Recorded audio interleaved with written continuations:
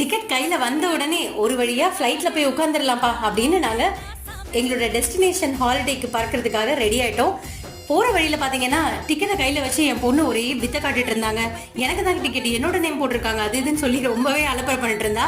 அதையெல்லாம் தாண்டி ஒரு ஃபன் அண்ட் என்டர்டைன்மெண்ட்டோட ப்ளஸ் எக்ஸைட்மெண்ட்டோட ஃப்ளைட்டை ஃபர்ஸ்ட் டைம் பார்க்க போகிறேன் அப்படின்ற ஒரு எக்ஸைட்மெண்ட்டோட அங்கே ரொம்பவே ஜாலியாக போயிட்டு இருந்தோம். ஏன்னா யாருக்கு தான் ஆசை இருக்கா சொல்லுங்கள் ஃப்ளைட்டில் போகணுன்னா. ஃபர்ஸ்ட் டைம்ன்றதுனால அது ரொம்பவே ஒரு ஸ்பெஷலான மூமெண்ட் இல்லையா.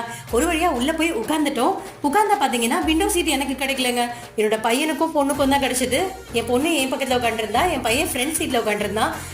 சரி நமக்கு விண்டோ சீட் கிடைக்கலனாலும் பரவாயில்ல, நம்ம பசங்க என்ஜாய் பண்ணிட்டோமே அப்படின்னு நானும் கொஞ்சம் எட்டி எட்டி பார்த்துக்கிட்டேன். எப்போ ஃப்ளைட் கிளம்புன்னு வெயிட் பண்ணிட்டே இருக்கும்போது அங்கேருந்த ஹேரஸ்டர்ஸ்லாம் இந்த சீட் பெல்ட் இப்படி போடுங்க, அந்த சீட் பெல்ட் அப்படி போடுங்க அப்படின்னு ரொம்பவே இங்கிலீஷில் மாற்றி சொல்லிட்டு இருந்தாங்க. ஸோ அதெல்லாம் பார்க்குறதுக்குவே ரொம்ப ஜாலியாக இருந்தது. உங்களுக்கு இந்த எக்ஸ்பீரியன்ஸ் இருந்தால் கீழே கமெண்ட் பண்ணுங்க. பாய்.